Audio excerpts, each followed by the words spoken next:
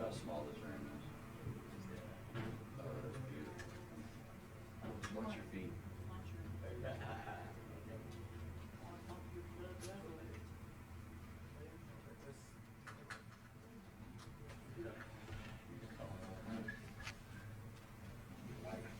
Okay. Let's see, I think you'll get a better camera shot here. Okay. Okay, good. Thank you. All right. Okay. Okay. If you'll come around to the other side, please. Okay. Okay.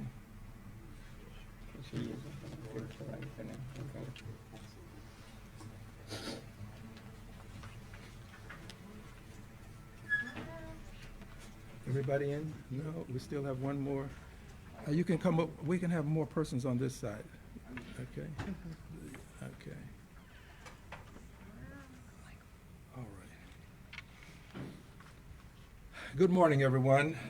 I'm especially grateful today to the press for appearing on what I consider short notice, but I'm also very much appreciative of your doing so because it says to me that you understand the gravity of the issue that we are about to confront today, but we have been confronting for some time here in the state of Texas, and more specifically here in Houston, Harris County. I'd like to start by giving you some sense of what Hurricane Harvey was. You'll see some photographs around the wall that will give you, I think, an accurate depiction of some of the things that occurred, but I don't know that pictures can actually reveal what many of us saw and experienced. So I'd just like to give you some verbiage now that will help persons at home who may not know a lot about Harvey understand some of the things that occurred. It was about 8 years ago that Hurricane Harvey hit Houston and Texas. We had 19 to 20 trillion gallons of water, an inundation of water, especially right here in Houston and Harris County. I personally went out to see the conditions, and I saw the bayous overflowing. I saw water running where it never has been before. And when I say running, it was like a river of water, constant motion, taking away much of some of the bridges and some of the other things that we have to traverse the city. They were literally washed out, some of them. 80,000 homes had at least 18 inches of water. 23,000 of these had more than 5 feet of water.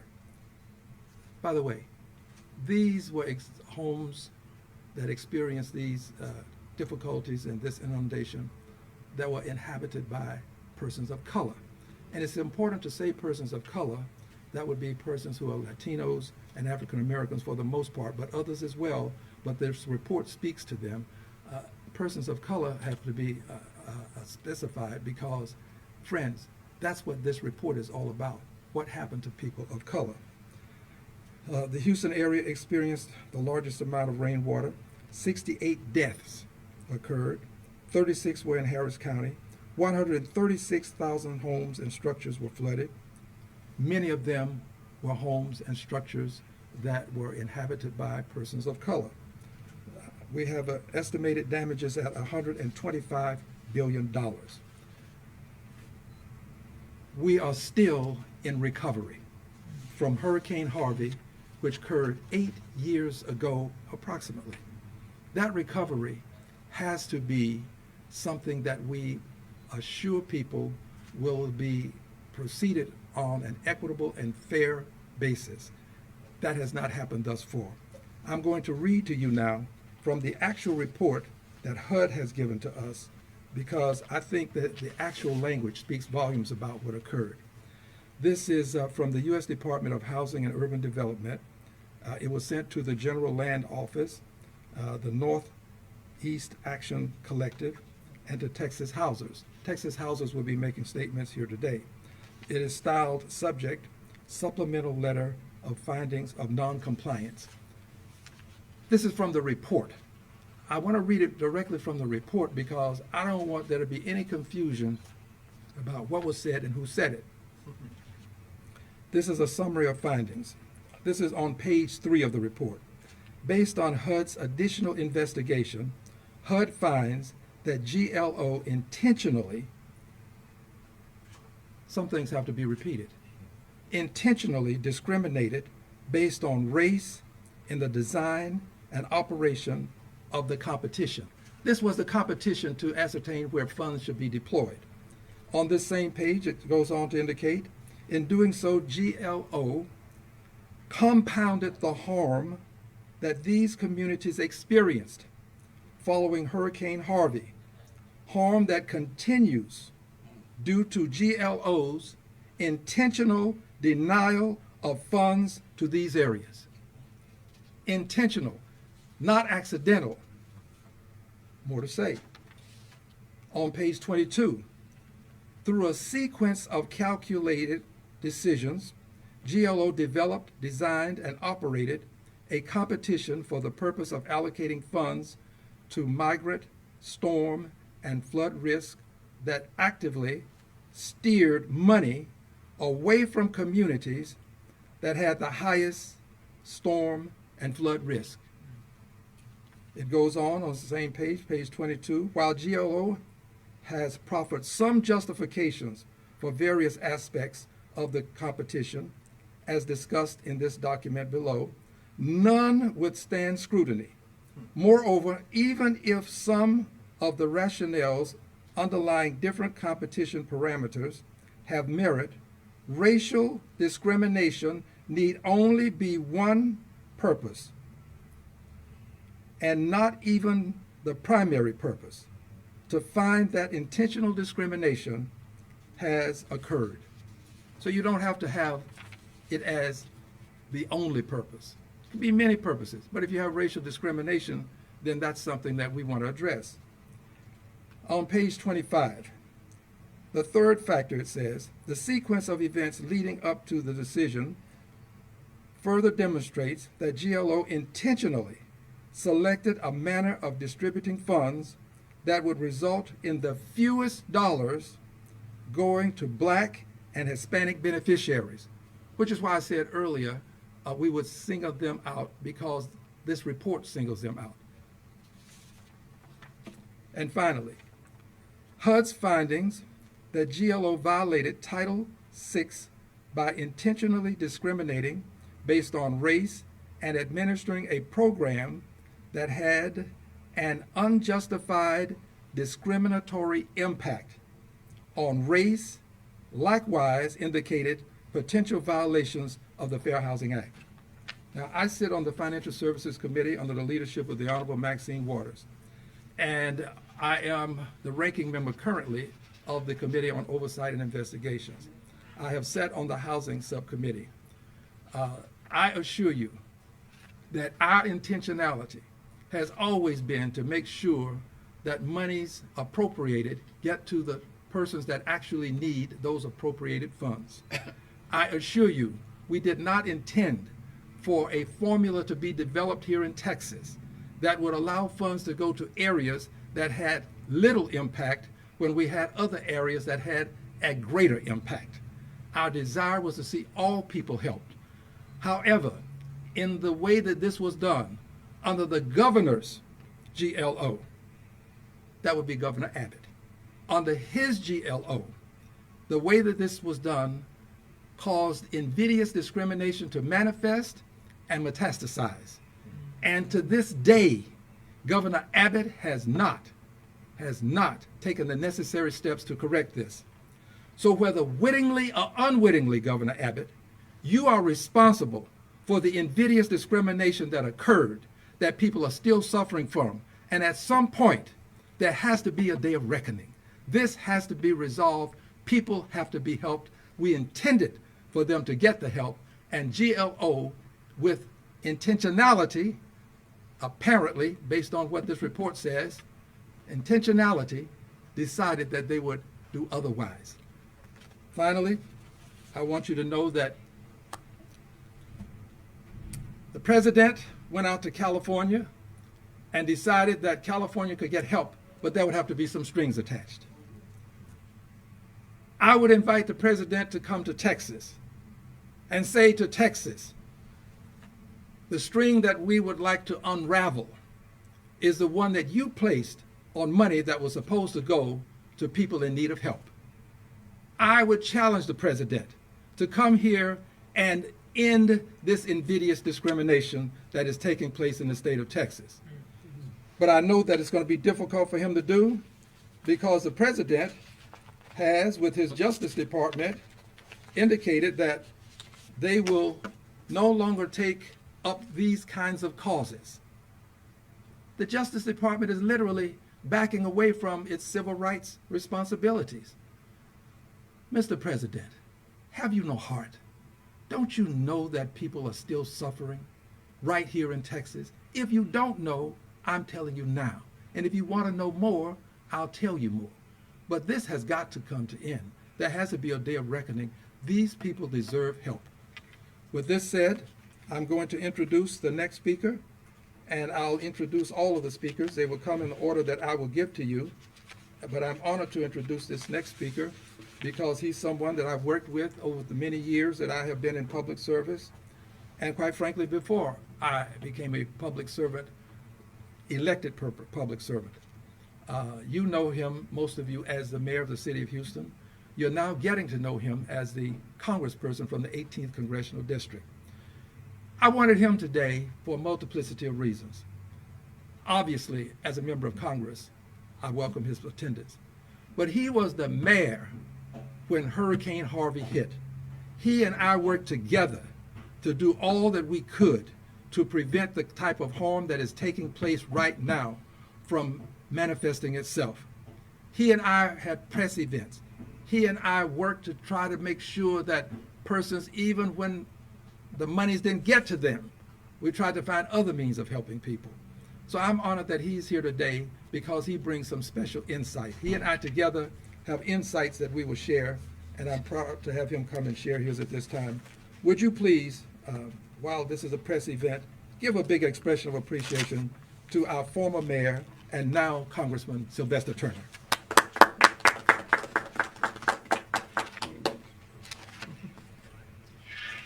Let me start off by thanking Congressman Al Green for hosting this press conference and for the information he has provided. And I will tell you, during this, since Hurricane Harvey, before and after, Congressman Green has been a champion for the city of Houston. So let me thank you, Congressman Green, for your continuous efforts and for what's happening here today. It's an honor to stand with him, to stand with Texas Housers, to stand with NAC, because these are issues that came up going back to 21 to this present moment. And I certainly can recall, and I know these groups and individuals can as well, were raising the issues that what GLO, the General Land Office, was doing was not right. In fact, this whole issue kind of started in 2021. Hurricane Harvey was in 2017. And then HUD, the federal government, and again, thank you, Congressman Green, for the dollars you all provided, through HUD, awarded to the state of Texas a little more than $4 billion. CDBG mitigation funding, okay? And this was, those dollars were intended to go to the most distressed and impactful areas to mitigate against future Harveys. And I think that's important, against future Harveys. And these were federal dollars. What ended up occurring was that GLO came up with its own methodology, its own competition on how these dollars were going to be distributed. But HUD had already made it clear that 50% of the impacted areas from Harvey happened to be in Houston and Harris County, and specifically in communities of color, black and brown communities, especially when you looked at their criteria, 80% of low to moderate income.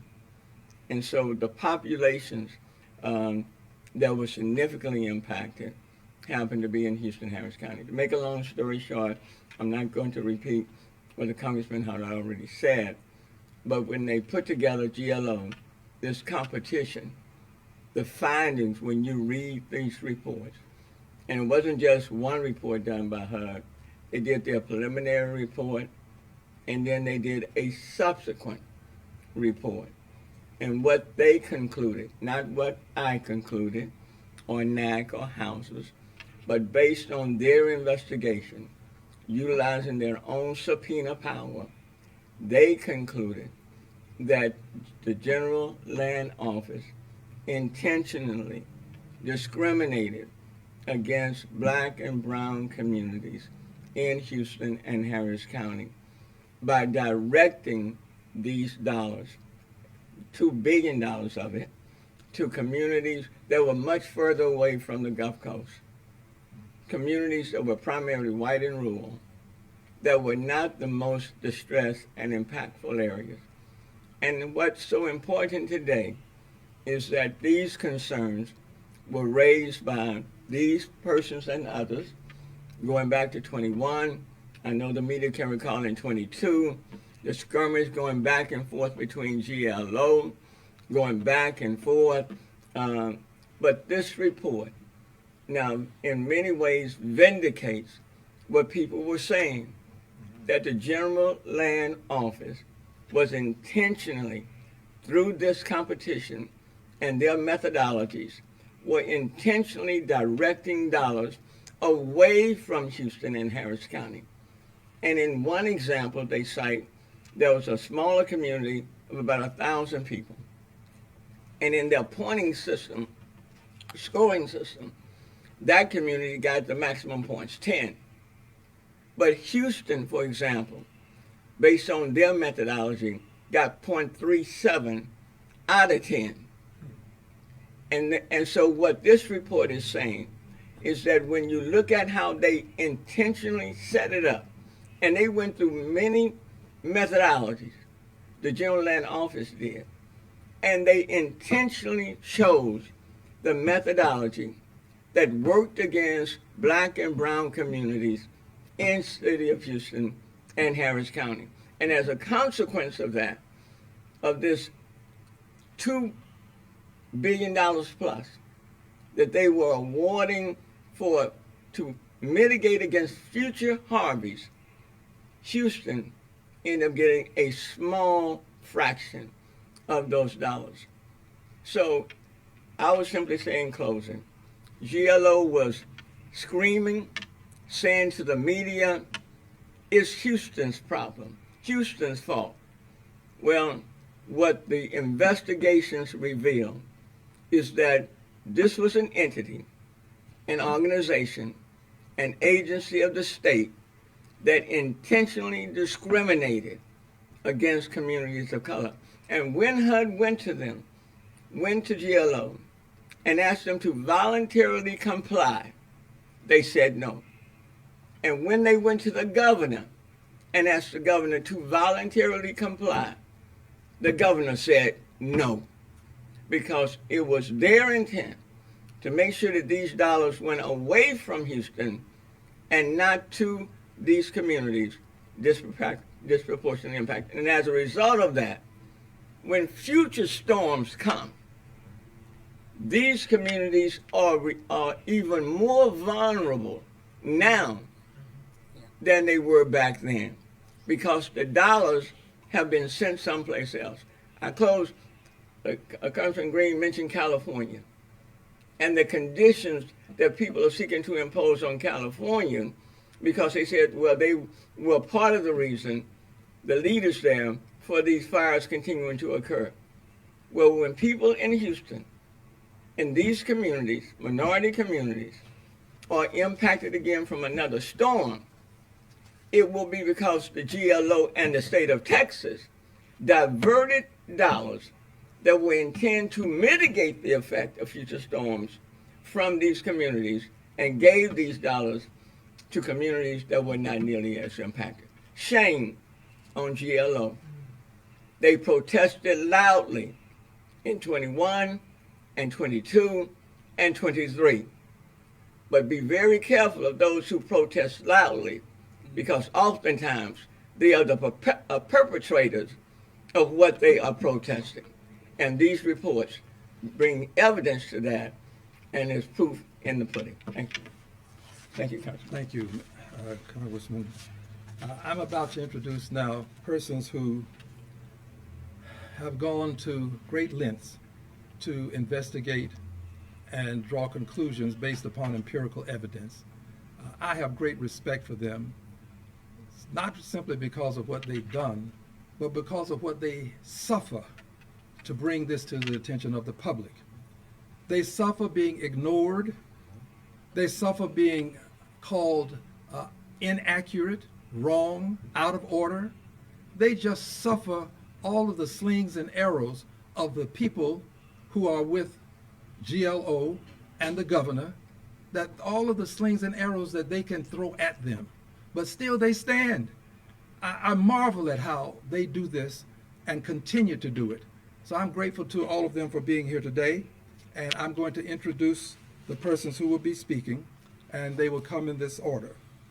First, we will have from Southeast Regional, this is Texas Housers, the Southeast Regional Director.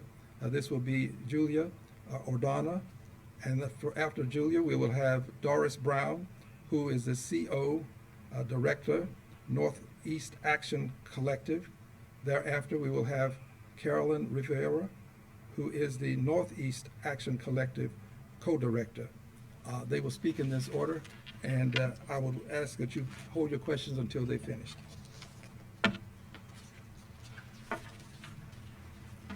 Thank you, Congressman, for having us here and for putting together this event that's so important. Good morning. My name is Julia Orduña, Southeast Texas Regional Director for Texas Housers. Texas Housers works closely with the Northeast Action Collective to investigate and file this Title VI complaint in 2021 after the Texas Land Office denied funding to Houston, Harris County, Port Arthur, and Corpus Christi. Through what HUD alleged as calculated decisions, as we have heard, these coastal communities who took on the most damages after Hurricane Harvey were excluded from this enormous funding opportunity. Now, HUD has issued a letter of supplemental findings stating that the intentional discrimination against Black and Hispanic communities, and they knew the outcome of the competition would be diverting the flood mitigation money towards smaller, wider, wealthier communities. According to the supplemental letter of findings, the GLO utilized 2 scoring criteria to create this discriminatory effect. First, they decided to only allow the most impacted and distressed areas who were chosen by HUD to compete against each other in a separate competition from the smaller inland areas which were chosen by the GLO. This also only allowed them to compete for half of the funds, even though nearly 90% of the eligible population reside in the most impacted and distressed areas.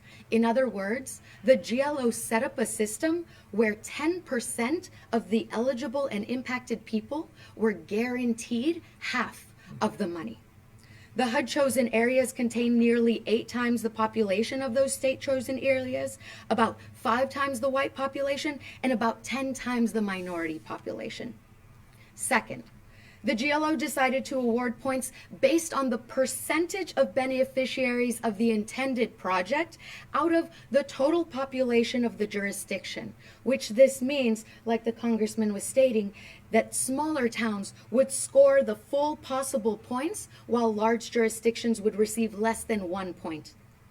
Nearly a third of all applications that were submitted by jurisdictions had populations over 100,000 people. And of these, the GLO denied funds to 66 of 67 applications and only funded 1. Furthermore, the GLO decided to award a very small amount of points to the degree of vulnerability to these natural hazards. By doing so, the true intention of this funding, which is to protect these vulnerable communities from future flooding, was not reflected in these awards. These are clear examples of how the GLO was fully aware of their calculated efforts and moved forward with the design and operation of this flawed and discriminatory competition. The GLO's actions since the filing of this Title VI are also indicators, like HUD mentions in their letter, of their patterns and practices of discrimination within the state agency, supported by the leadership. The opportunity to protect the 1 million Texans who were denied this access and assistance, and to remedy this discrimination, is still available. The GLO can and must work with HUD to ensure that our taxpayer dollars are being utilized for their intended purpose, and support true mitigation for all Texans in our state. Our bayous were on the brink of spilling over during Hurricane Beryl. We know that disasters are only getting worse, and cities like Houston need to fortify their infrastructure before the next Hurricane Harvey. And we know there will be a next one. The civil rights that Martin Luther King and others fought and died for cannot be an afterthought. Community members like the Northeast Action Collective will never stop fighting for justice and fairness. And when state agencies mismanage the funding in a discriminatory manner or are not complying with our fair housing practices, Texas Housers will stand up with communities who are entitled to equal protection under the law. And we will continue to fight for civil rights and housing justice for all our fellow Texans. Thank you. Thank you. Thank you, Congressman Green, for this. Hello, my name is Doris Brown. I am a member of the Northeast Action Collective, and I have lived in Northeast Houston for over 60 years.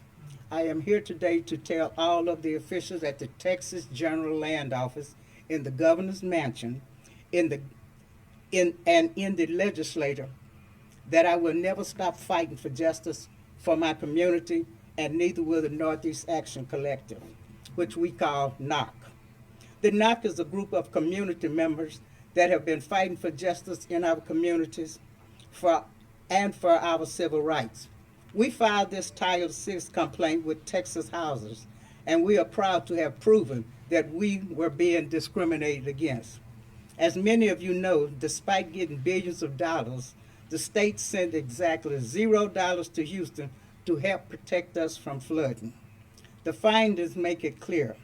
Texas must do what is right and must comply with the Civil Rights Act by investing in flood mitigation in Black and brown communities.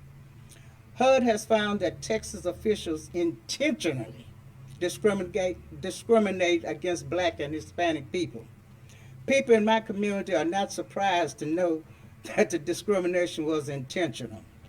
The historic disinvestment and neglect we face has always been intentional. But it's not about my home or my block or even my community. Everyone in Texas should know this discrimination has hurt all of us. The racist decisions the GLO made reduced the number of people the GLO protected by 1 million people. The GLO was so committed to leaving people like me at risk that they have endangered a population equal to Delaware, to all of Delaware. My community and other communities like it have flooded time and time again, and we never seem to recover before the next disaster hits. There is a lot of love about my community.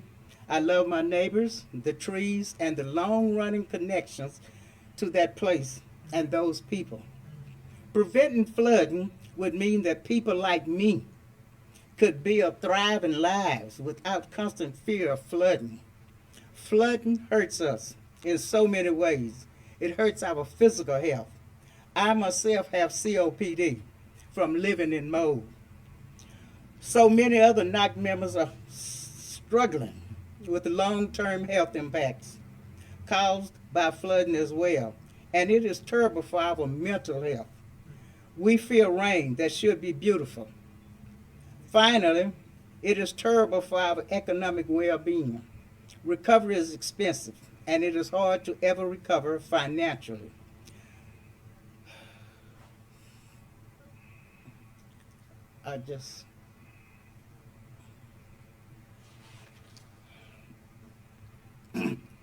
Okay.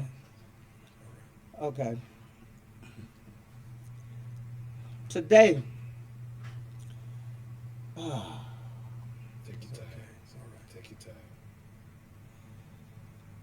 recovery is expensive and it is hard to ever recover financially.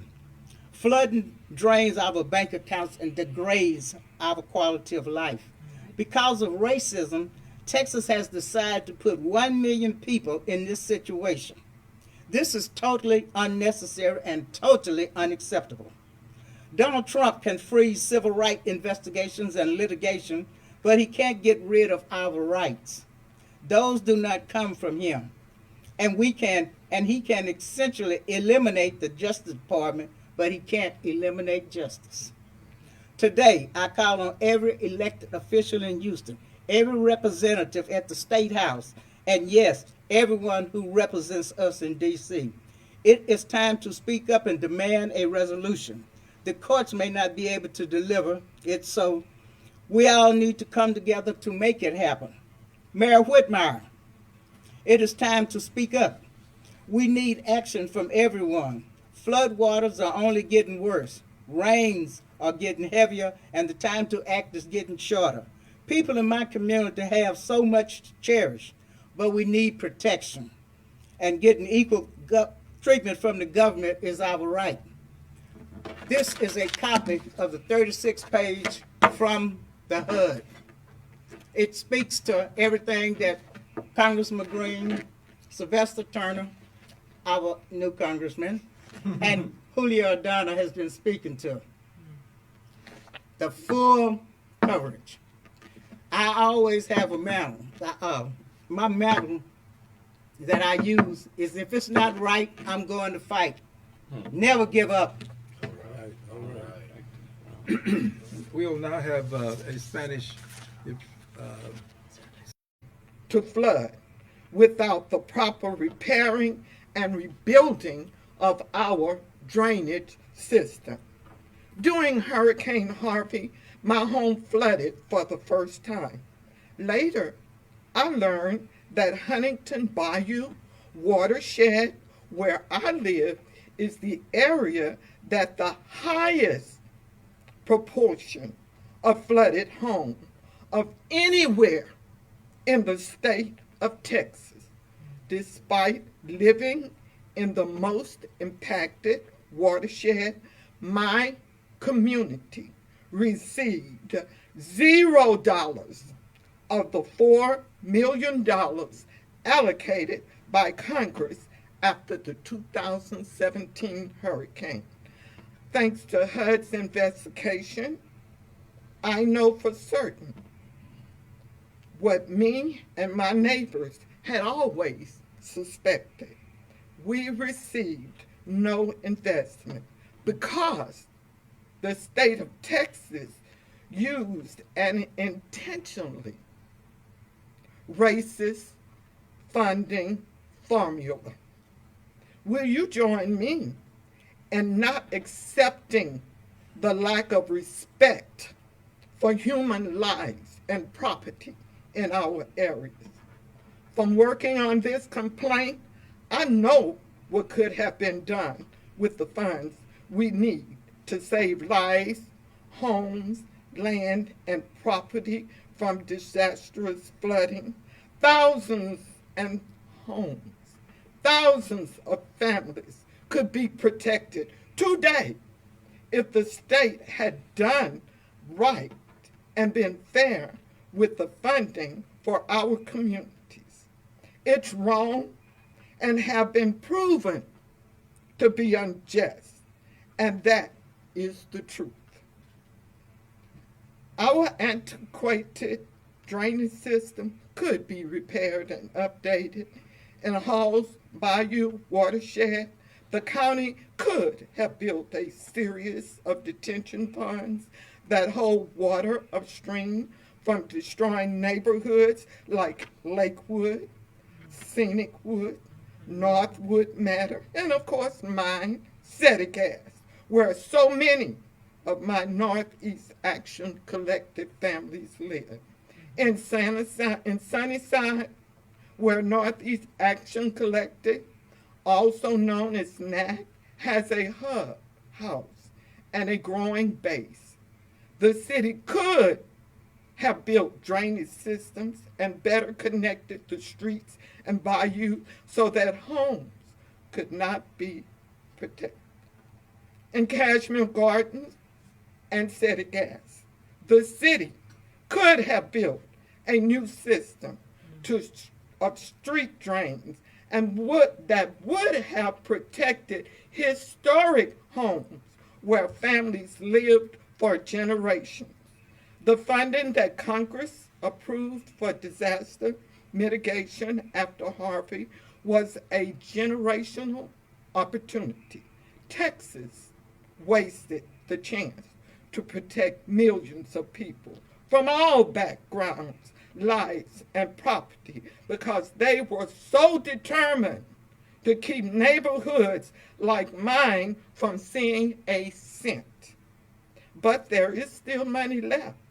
It is appalling that the new administration has frozen civil rights investigation. However, that does not mean this issue is closed. It is essential that our city council, our representatives in Austin, and our mayor apply much political pressure as possible to ensure that our communities are protected. I want to thank you, Congressman Al Green, for being here today and speaking up for what is right. The state of Texas still has funding. It is not too late for the GLO to send money to these critically important projects. At the end of the day, my family thrived in our little house in City Gas. But flood mitigation is so needed so that future generations can do the same. Research and history has proven factually that storms are getting worse and water is getting deeper. We are people who want and desire to live in a safe environment, protected from flooding like all Texans do. It is past time to stop playing politics with our lives and do the right thing. Thank you very much, and I'd like to thank all of our speakers who have spoken quite eloquently, but we still have one additional speaker who will give us a Spanish translation so that the Spanish listening audience will get a better understanding. And it's important to do this, members of the press, as you know, because of the sizable population of Latinos in Houston. So I'm grateful to all who have spoken, and would you please now give your attention to Mr. Espinosa.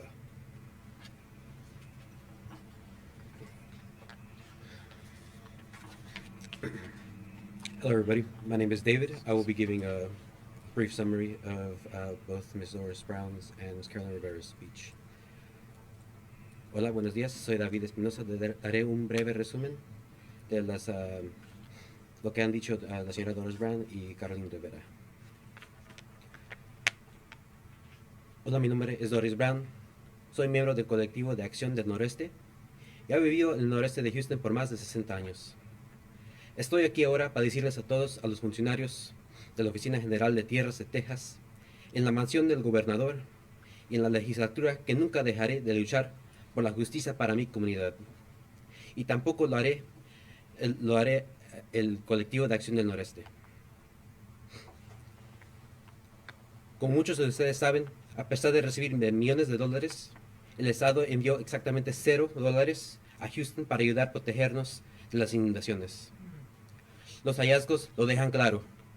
Texas debe hacer lo que es correcto y debe cumplir con la ley de derechos civiles invirtiendo en la mitigación de las inundaciones en las comunidades negras y morenas. El Departamento de Vivienda y Desarrollo Urbano, HUD, ha descubierto que los funcionarios de Texas intencionalmente discriminó contra la población negra y hispana. A la gente de mi comunidad no lo sorprende saber que la discriminación fue intencionalmente hecha. Pero no se trata de mi casa ni de mi bloque. ni siquiera de mi comunidad. Todo el mundo en Texas debería saberlo. Esta discriminación nos ha perjudicado a todos. Las decisiones racistas que tomó la GLO redujeron en 1 millón de personas el número el número de personas que la GLO protegería. Mi comunidad y otras comunidades similares se han inundado una y otra vez. Y parece que no podemos recuperarnos antes de que nos produzca el siguiente desastre. Evitar las inundaciones significará que la gente como yo podría construir nuestras vidas prósperas sin el miedo constante de las inundaciones. Daña nuestra salud física. Yo mismo tengo enfermedad pulmonar crónica. Muchos otros miembros de NAC están luchando también contra los efectos a largo plazo de las inundaciones sobre su salud. Es terrible para nuestra salud mental porque tenemos miedo a una lluvia que debería ser hermosa. Y por último, es terrible para nuestro bienestar económico. Las inundaciones drenan nuestras cuentas bancarias y degradan nuestra calidad de vida. Hoy hago un llamado a todos los funcionarios electos de Houston, a todos los representantes de la Cámara de Representantes de los Estados Unidos y sí, a todos los que nos representan en Washington. Es hora de alzar la voz y exigir una resolución. Puede que los tribunales no estén capaces de conseguirlo, y así que todos debemos unirnos para lograrlo. Alcalde Whitmire, es hora de alzar la voz. Todos necesitamos actuar. Las aguas de las inundaciones están empeorando y las lluvias son cada vez más fuertes y el tiempo para actuar está acortando. La gente de mi comunidad tiene mucho que valorar, pero necesitamos protección y si recibir un trato igualitario por parte del gobierno es nuestro derecho. La resumen de la señora Carolina Rivera. Mi nombre es Carolina Rivera. Vivo en Settegast, en el noreste de Houston. He vivido en mi casa por 45 años. Crié 5 hijos maravillosos en mi casa y es donde viví mientras pasé décadas trabajando en el HID como maestra y administradora. Durante el huracán Harvey, mi casa fue inundada por primera vez. Más tarde me enteré que la cuenca de Huntington Bayou, donde vivo, es la zona con mayor proporción de viviendas inundadas de todo el estado. Gracias a la investigación del Departamento de Vivienda y Desarrollo Urbano, sé con certeza lo que mis vecinos y yo siempre habíamos intuido. No hemos recibido ninguna inversión porque el estado de Texas utilizó una fórmula de financiación intencionalmente racista. Por haber trabajado en esa denuncia, sé lo que podrías haber hecho con los fondos que realmente necesitamos. Miles de hogares y miles de familias podrán estar protegidos hoy si el Estado no se hubiera empeñado tanto en alejar los fondos de comunidades como la mía. En la cuenca de Halls Bayou, el condado podría haber construido una serie de estanques de detención que retuvieron el agua arriba de los barrios como Lakewood y Scenic Woods, donde viven tantos miembros de mi familia y el NAC. En Sunnyside, donde el NAC tiene una sede de base y en crecimiento, la ciudad podría haber construido sistemas de drenaje y haber conectado mejor las calles y los pantanos, haber construido sistemas de drenaje y haber conectado mejor las calles en Cashmere Gardens. La ciudad podría haber construido un nuevo sistema de desagües en las calles que habría protegido las casas históricas donde las familias han vivido durante generaciones. La financiación del Congreso aprobó para la mitigación de desastres después de Harvey fue una oportunidad generacional. Texas ha desperdiciado la oportunidad de proteger a 1 millón de personas de todos los orígenes porque estaban tan decididos a mantener barrios como el mío de ver un solo centavo. Pero aún queda dinero. Me aterra la noticia que la nueva administración haya congelado las investigaciones sobre los derechos civiles, pero eso no significa que este asunto está cerrado. Es esencial que nuestro ayuntamiento, nuestros representantes en Austin y nuestro alcalde ejerzan toda la presión política posible para garantizar la protección de nuestras comunidades. Y quiero dar las gracias al diputado Al Green por estar hoy aquí y defender lo que es justo.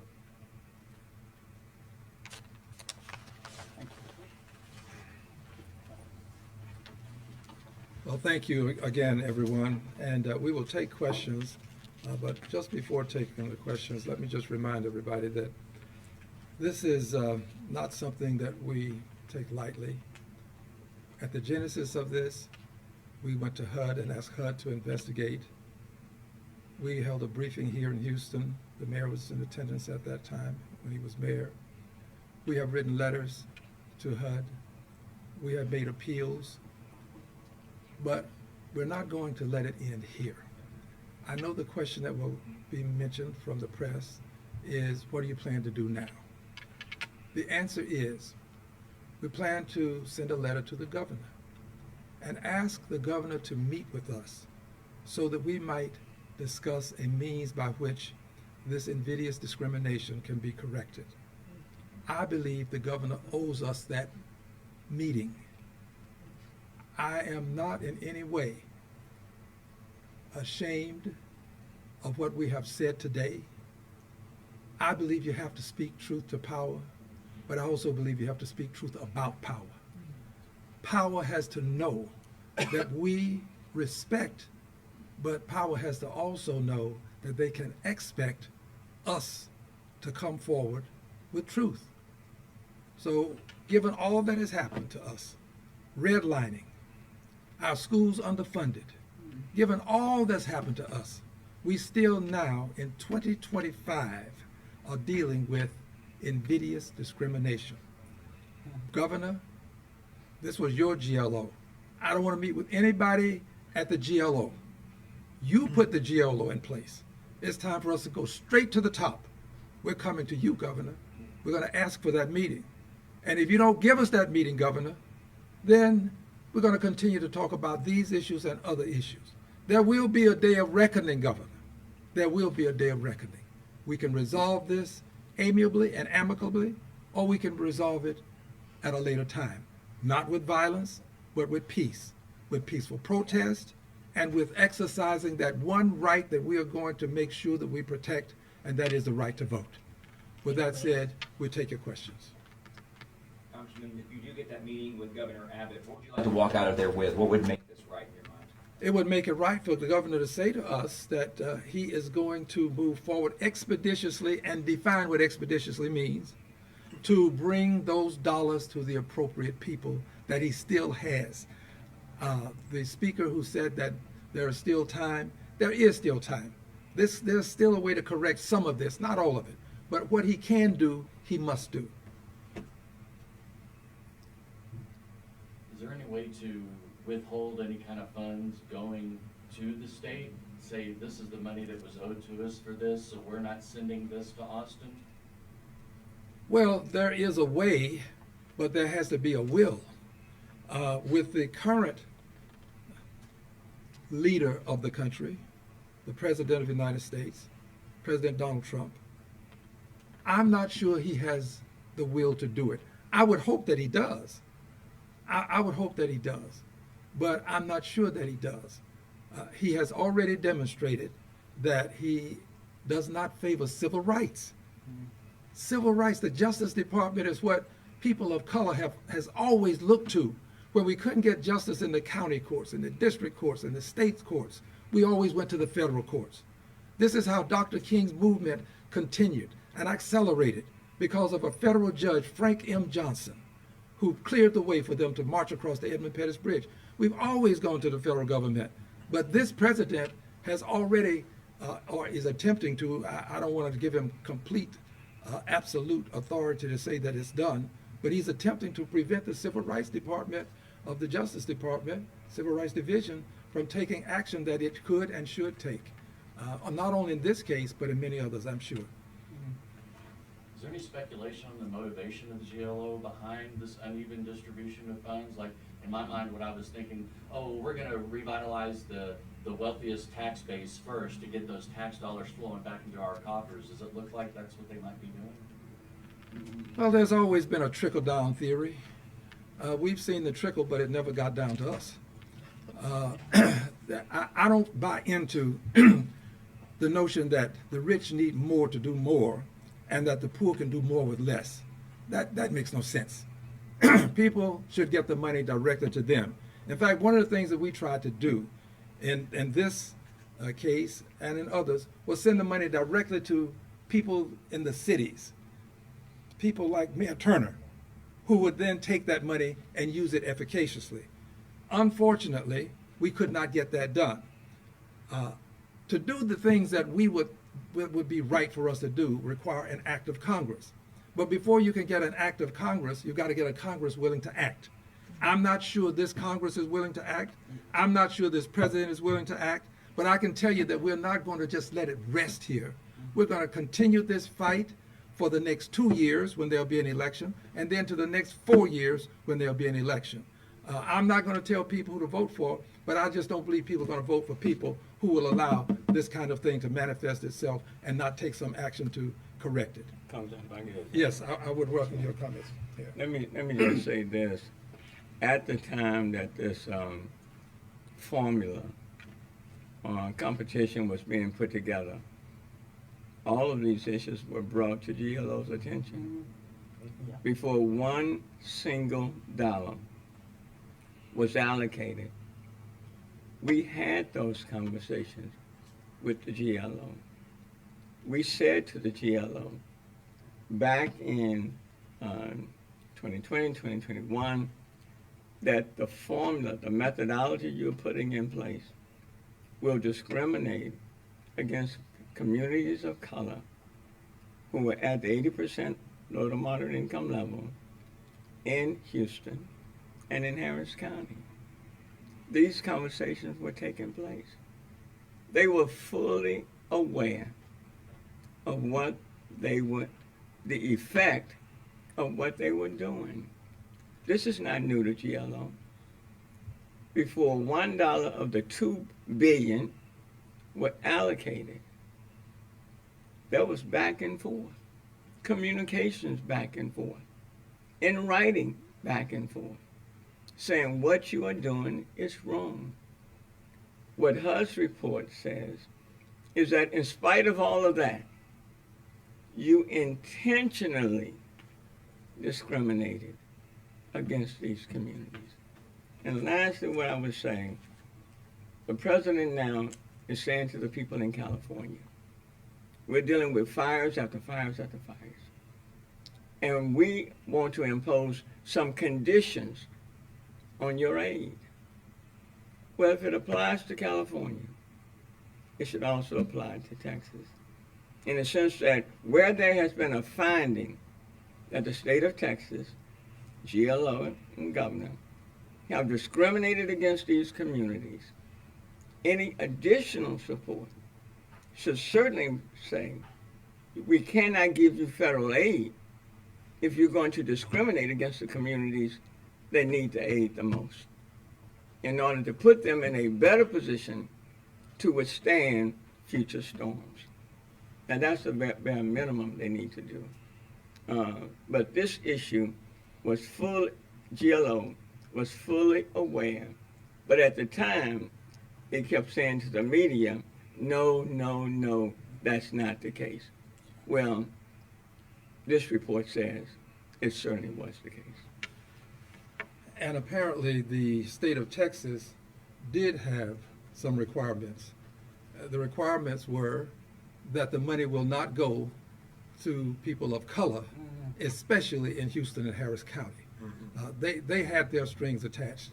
Well, it's time for the governor to release those strings, unravel them, and let's make sure that people who need this mitigation can get the mitigation.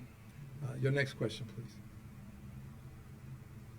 Well, with that said, would you like to make a closing statement? No, You don't have anything? I made my closing statement. Well, I want to make sure, anybody else want to say anything that you haven't said?